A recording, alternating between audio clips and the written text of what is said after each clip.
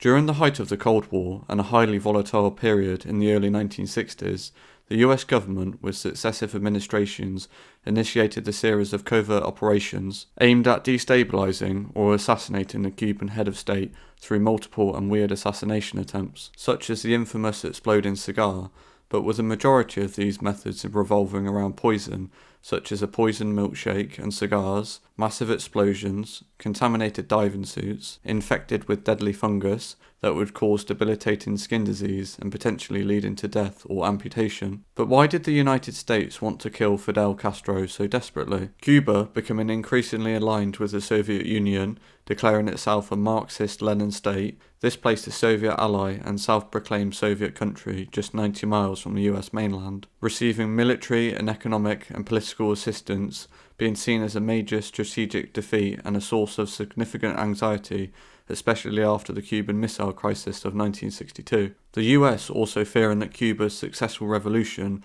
would serve as a role model for other radical nations or communist movements throughout Latin America, destabilizing the region and challenging US dominance. The main goal of these plots was to overthrow the Cuban regime and remove its leader, such as Operation Mongoose, a program aimed at the overthrow of the Cuban government, with assassination considered the most direct, though highly illegal and controversial way to achieve this goal, with the hope that his death will trigger a popular uprising and collapse of the government. According to the CIA director, Richard Helms, officials in the Kennedy administration applied heavy pressure on the CIA to get rid of Castro, especially following the failed Bay of Pigs invasion in 1961.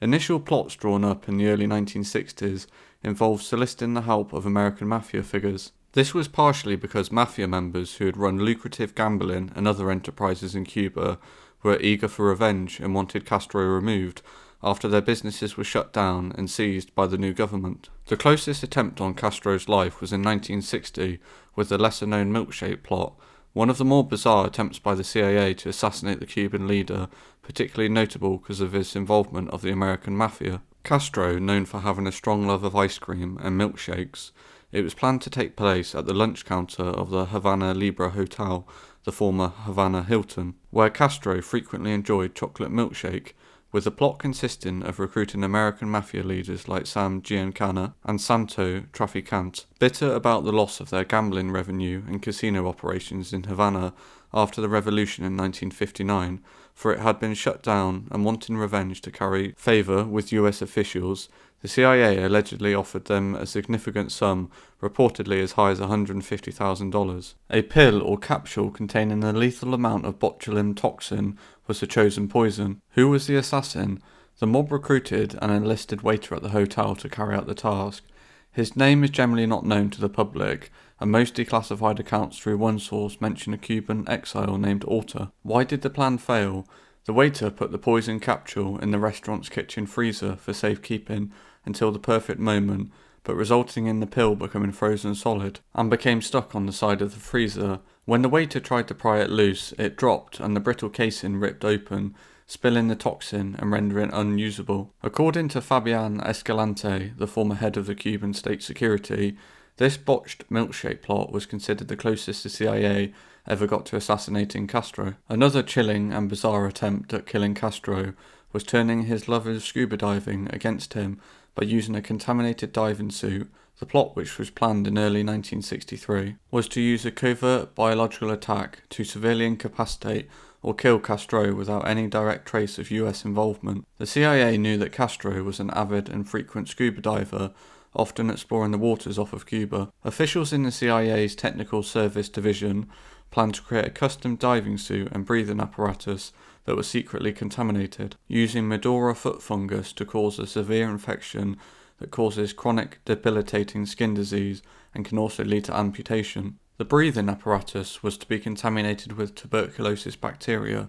The goal was a slow, natural-looking death or chronic illness. The CIA used the American lawyer and negotiator James B. Donovan as the person to deliver the contaminated suit. Donovan had a unique relationship with Castro, having successfully negotiated the release of the prisoners from the Bay of Pigs invasion. The agency intended for Donovan to present the diving gear as a goodwill gift, a gesture of their mutual interest in diving. Why did the plot fail? Solely down to the fact that CIA lawyer Milan Milkowski Donovan's handler, during the Cuban negotiations, reportedly warned Donovan to ensure the diving suit had not been tampered with. But why did he do this?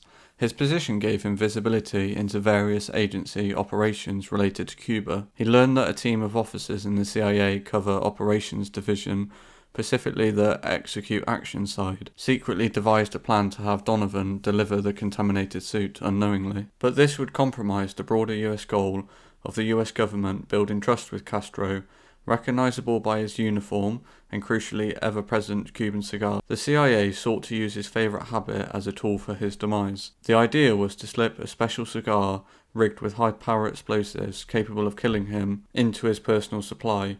The plot was allegedly planned around the time that Castro was expected to visit the United Nations in New York. While widely reported and cemented in popular culture, the status of the exploding cigar plot is debated among historians. The plot never progressed beyond planning or conceptual stage, and there is no confirmed evidence that a cigar had ever reached Cuba prepared for Castro. Tabloid theory.